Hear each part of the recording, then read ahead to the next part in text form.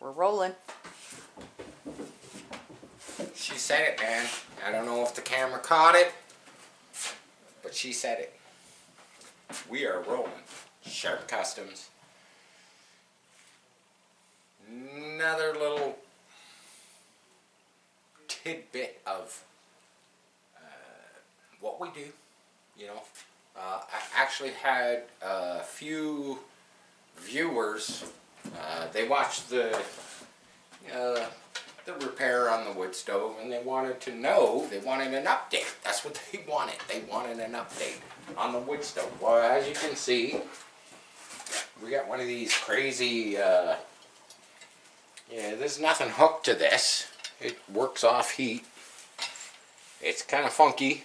It's two types of metal smeared together, and it gives off electricity because there is an electric motor in that. You can buy these. You can buy these anywhere. You know, Canadian Tire, PV Mart. You know, you can get them all over the place. Do they do anything? Not really. It just turns a blade. Does it actually blow the heat? Not really. Not really. I did not put the... so here's my blower from upstairs. This is the tube. And this thing just pours off the heat when it's running. I don't run it that much. My son hangs out upstairs with his friends quite a bit, and the blower's pretty loud. So I don't run it much. We run it through the day sometimes, you know, when the boy is sleeping. And he doesn't even know. He doesn't know what's going on. So I'm still figuring out the damper. That's open. That's what the vice grips are on this rod, so that it balances it right at the open position. And yeah, we get some fire still going in there. It's putting off a lot of heat. It's not actually. It's kind of mild out here in southern Ontario tonight, but I'm telling you right now, in the garage. So what I do here is, so that's fully closed.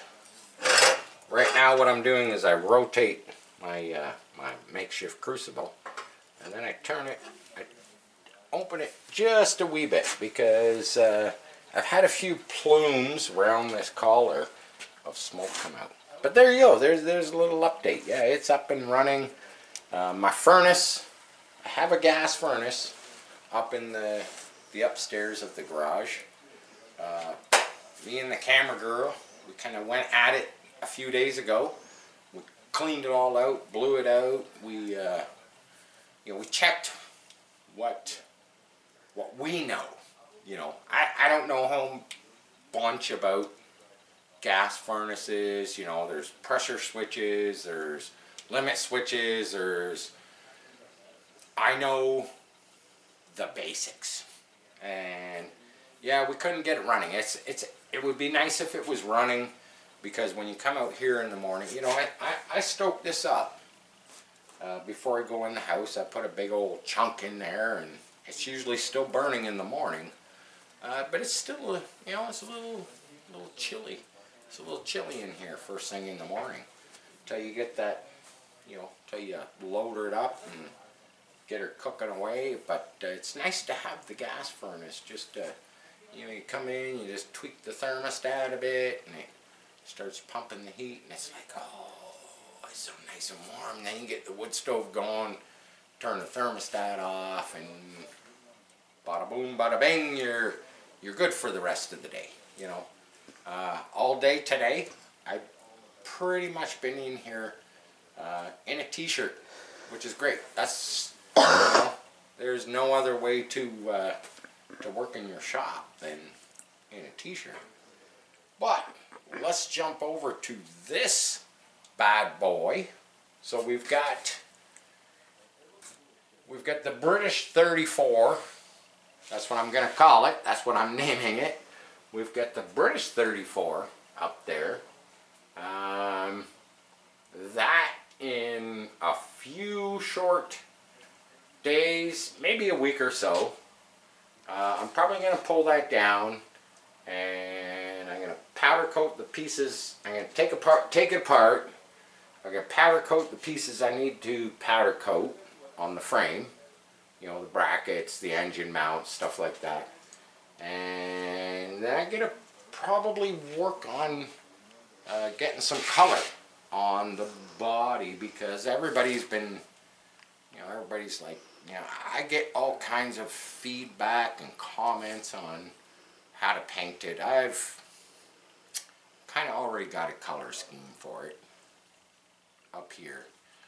I'm not going to indulge it. You're going to have to just wait, and you're going to have to come back, and you're going to have to see what the color is.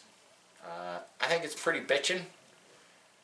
Now, this one here, we got the low rider. We've got the body sitting kind of where it's going to reside. It might be a little taller in the back. I might push this forward just a wee bit. Pull the body up right about kind of like that. It just slides back to where it's comfortable. We got the we got the supercharged engine. It's just sitting in there. So kind of what I was thrashing on today. I'm gonna pull the body off. What I was thrashing on today. Yeah, we're coming along on the body work on the chop job. It'd be nice to get some color on that too.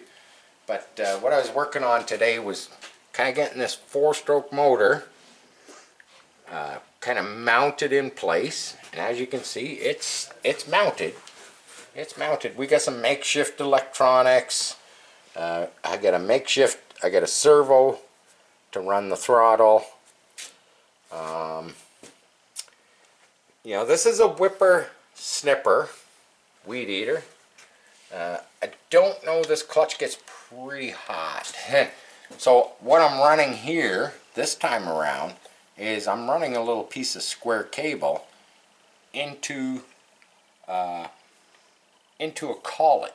Now this collet came off of a 90-degree die grinder. So I've got it pinched on the cable pretty tight. You can see here, I'll move the suspension, and it doesn't move much. It doesn't move much. The shock absorbers, front and rear. So I put little extra coils. They're very hard to see because they're small, but they're very strong. And I put those in there because these are from like a 1/10 scale vehicle. But like I said, I wanted everything to be pretty snug, pretty rigid. I think most of that noise you're hearing, that's the tires. That's the tires. But I don't even have my panhard bar, hooked up from the rear end to the frame yet, and I got everything's been tightened up. I was playing around with this today, and I kept firing it up, and nuts and bolts were falling out of the thing. They're falling on the floor. We were doing some, I don't know what you could, some test passes, I guess you could say, and yeah, I had to tighten everything up. It was like, a couple nuts and bolts would fall out back here, and then some stuff would fall out on the front, and it was like, let's move the motor. It's just sitting here. Eventually it'll be mounted. I'm going to get some new zoomies for it. I got my steering, believe it or not, I got my steering duct taped just so it stays straight, because I don't have a servo hooked up to steer it yet. I haven't got that far, so it just keeps it semi-straight. But it's more about, look how this motor, look how this, so I got one point here on this weed eater 4-stroke engine. I got one point here where I could get a tab and a bolt, run some struts down, tack welded it, and the whole idea, my whole thinking mounting this motor was, I don't know, like I say, I don't know if how the clutch is going to perform. It gets pretty warm. And the same thing, you know, a couple tabs, a couple bolts, just put a loop piece of quarter rod, tack weld it all in place. That way, if I need to change this, I can just cut it off of the frame. You know, fairly simple. You know, a little piece of cable, like you can see, there is not much movement in this suspension. It's pretty stiff. There's some suspension, but like I say, it's pretty stiff. I say we throw it on the floor, and we do a few little. Oh, here, before we get there, we'll do a few little passes. You know, I have no brakes. Remember that. I have no brakes because I gotta go out and I gotta steal some kid's bicycle that's got a nice brake caliper. And so I can get a braking system because I like using those, man. The bicycle, you know, cam lock brake calipers, and then I make a stainless steel disc. It'll probably mount to the clutch and to this, providing I would love to take this thing outside, and I would love to put it through. Yes, without I put a steering servo on it. Brakes, I can get away without the brakes, but I would love to take it outside, you know, parking lot, whatever, and I would love to test drive it with this 4-stroke because I'm very unsure of the 4-stroke weed eater motor. The clutch is probably my biggest nemesis. Okay, you know, I've had them melt down before, and they melt the plastic housing and all that. I mean, this one pulls the car. We did some test passes. It won't spin the wheels. It's not a speed demon. But I never intended these, you know, the hot rods to be speed demons. If I wanted them to be speed demons, then, you know, I fork out the coin and I get me, you know, get me a 29cc or 30cc, or, you know, I get me one of those motors with a good clutch in it, and but you all know me. You all know me. I am a low budget builder. I use what I have kind of in my arsenal that I have just kicking around, you know, around here. You know, I got lots of weed eaters, old weed eaters sitting out back. I have one good one that I kind of use for the yard, but its days are numbered. I'm just going to tell you that right now. It runs so good, its days are numbered. But, again, the weed eater motors, you know what? They're great for boats. Not so great for cars. This unit right here that I'm holding, you know, we're probably in, well, I know for a fact because I weighed it all.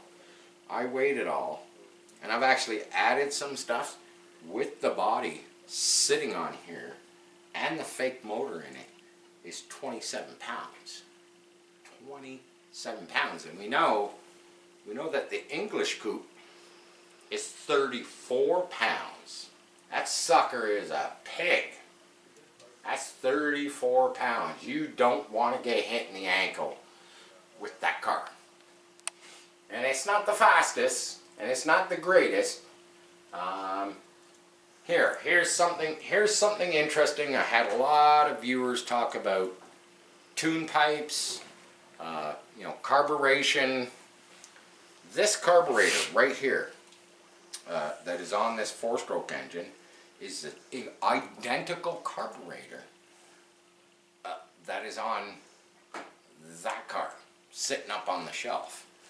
there are no high speed, low speed, air screws on these carburetors. And this one, I've seen some of these carburetors, these barrel, I call them a barrel carburetor.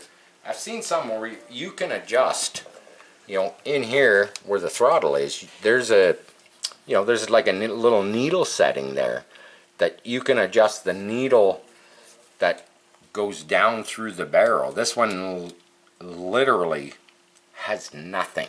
It has nothing. It is what it is. And, because it's for a trimmer motor, I tried to swap it out for, I've got lots of other carburetors. Problem is, like I say, this one being a 4-stroke, the whole configuration on the intake is different than a 2-stroke. It does not have that little hole that kind of goes into the crankcase. The hole on this intake goes just in to the chamber. How that works, I've yet to figure that out. It works. It works. That's what I'm gonna say. I say I put this thing on the floor, and I'm hoping the dog, I'm hoping old crazy Mad Max doesn't freak out. He's a tire biter. Tire biter.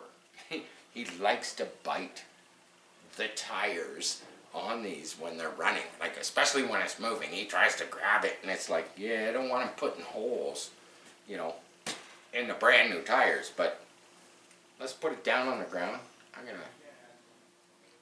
hook up the battery. We'll hook up the battery.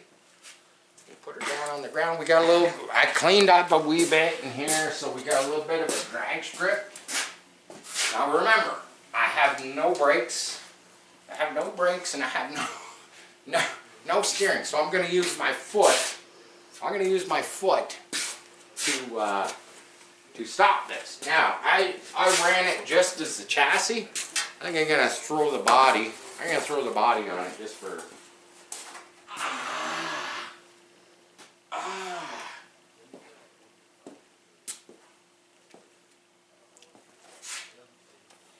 Fiberglass. See it sticking out? Yeah, it just bit my pinky. That sucks.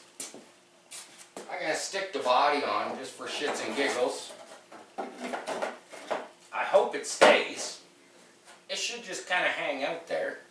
I'm probably gonna have to pull it off to fire it up, but let's. I'm gonna grab my remote. Grab the remote. I know for a fact that the dog, little guy, he's gonna chase it. I know it. Let's fire it up. 4-stroke. Give her some choke. Oh. Turn the kill switch off. Kind of sounds like a snowblower or your lawnmower. It's actually pretty quiet. Oh, it's gonna vibrate.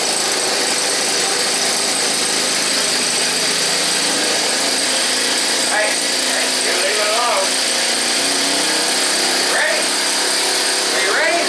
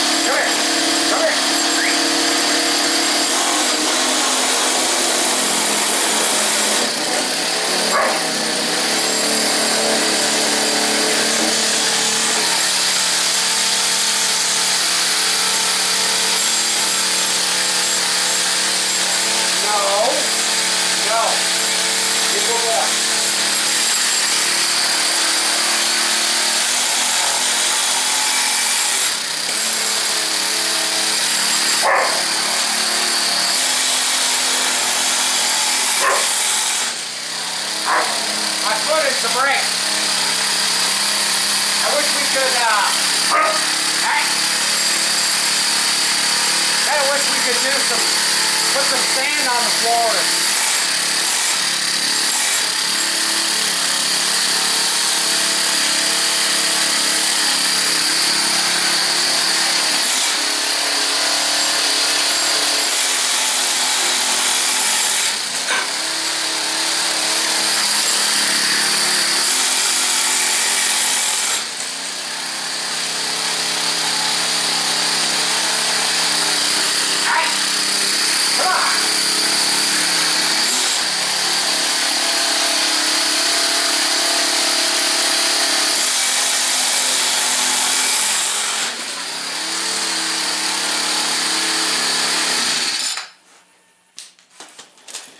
Well, all I gotta say is it goes. It goes. It goes. We're gonna check. We're gonna check.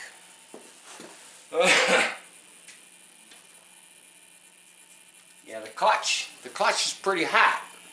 What impresses me, I'm gonna grab one. I have a spare. So this little unit I put on the rear end, like I said, that was from a 90-degree, die grinder. It's just a crimp collet that you put your fittings in. Here's another one right here.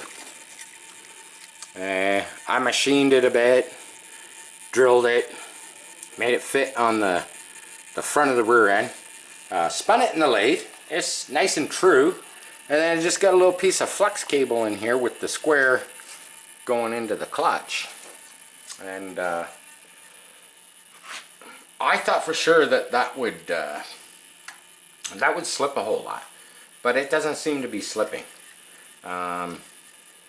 It's not a speed demon. Obviously it can't. Let me grab the radio. We're going to fire it up one more time. Check these tires out. They're the same as the other coupe.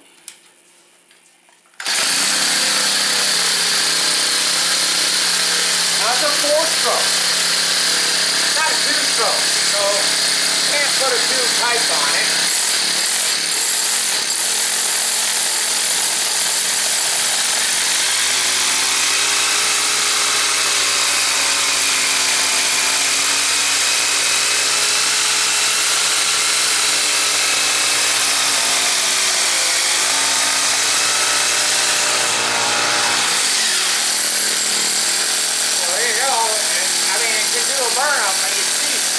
You see the size of them tires? That is crazy.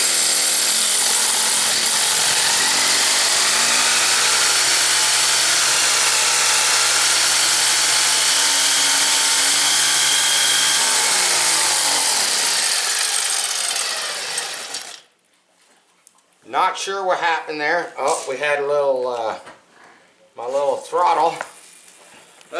Check that out. Get the camera in here close. Check that out. So when I pulled the throttle, full throttle, you can see where I've got the servo. When this pulled down, I got stuck underneath there like that. I hit the kill switch. But yeah, I just needed to come out. Definitely gonna have to change that apparatus. Because it was kind of going on its own there. But you see how big those, and we're burning rubber, but it won't do it on its own. It just won't do it on its own. This motor just does not have, let's face it, the clutch really isn't that hot. But these trimmer motors, if you think about it, what are they spinning? They're spinning a little piece of plastic, down at the end, whipping some, cutting your grass. It's not, they weren't supposed to push 27, 30 pounds. So I don't see this motor lasting for this project. I possibly see me putting something just a little I'm going to try it. I am not going to abandon the 4-stroke right away. You know, it's a decent little motor. It might not be no speed demon, but I don't build these things looking for speed. I don't build them to go off-roading. I don't build them to go drag racing. I purely build them on a budget. Like everything, you know, motor, freebie. Chassis, homemade. You know, the shocks, they were scavenged from something else. The rear end, you know, home built from a busted grinder. You know, wheel hub holders, straight axle, spindles, homemade. Trailing arms, front and back, homemade from, you know, quarter rod. The only thing really bought here is obviously my radio gear. You know, actually servos. I've got so many servos that have been donated from other junk. I don't even consider that a bought, you know, piece of product. The radio gear that I'm using, it's an old Tactic.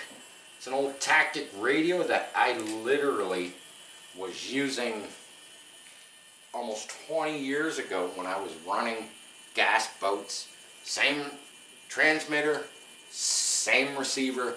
I just transfer it from vehicle to vehicle to vehicle. You know, if you really think about it, the only expensive part of this build so far, the front wheels and tires, you know, they came from a budget buy. You know, I bought a Jackrabbit and I stripped it and I used bits and pieces of it on a variety of builds I've done. I've used the shocks for certain cars, and I've used you know, the motor and the gearbox for a different car. And my biggest expense is these back wheels. These back wheels, and I don't even classify that as a big expense. I think they were, you know, $120, you know. So very low budget build. You know, obviously I make the bodies, but I can unplug this because it's buzzing. There we go. But yeah, that's how I build. I build these budget vehicles, and all they have to do is work. They have to work. They have to look cool. They are not going to. Yes, I have a bunch sitting on the shelf, but every single one of those gets used at one point in time or another. I can't, you know, wintertime now, I would have loved to have taken this out in the parking lot, even in the snow tonight, you know. Turn the wheels night, you know, whatever. Tape them and just do donuts in the snow. I would have loved to have done that earlier if it hadn't, you know. But it gets dark so fast. But yeah, out in the snow it probably would have did some pretty cool donuts. But yeah, man, these things, that's what I do here at Sharp Customs, man. I do budget builds, and I use whatever, you know, whatever is available. And this 4-stroke engine, it's been kind of kicking around here for the last couple of years, and I was like, you know, when I first got it, picked it up, it was a trimmer motor. I cleaned it up a bit. I fired it up, you know, took it off the stem and took the cable out and everything, and I fired it up, like I fired up on the bench, and I was like, huh, you know, I'm going to keep this motor for a project of some sort. And you know what, hey, if it can haul around 27 to 30 pounds, so I can take it out in the parking lot, or, you know, up and down the street, hey, that's what I'm going to do. And you never know, sometimes these things come available, you know, for purchase. You know, I might take this car, once it's all finished, the body and everything, I might take it to a car swap meet next year, and somebody might say it and see it and say, hey, I gotta have that, you know. can you paint it the same as my car? And I'd be like, well, hell yeah, you know. So there you have it, man. You get to see us stink up the garage. Of course, you can't smell it. We can smell it. Actually, the 4-stroke is not as bad as when I'm running the 2-stroke stuff. I know it's in the air. It's in the air. You can smell it. But yeah, can't wait to get some steering on this. Maybe get some brakes on it. Maybe not. You know, get the body painted. Get it all finished. Kind of. That one's not finished, but at least get it to that point where I can, you know, put some color on it, and maybe on a nice day in the next, might not be till next year, and that's just around the corner. You know that. But there you go, man. Sharp Customs. Share, like, subscribe. Don't forget to damn well comment. And thank you to all my new subscribers. Thank you to all my regular subscribers, man. Love your comments. Love to read your comments. I love to comment about your comments. And yeah. Peace.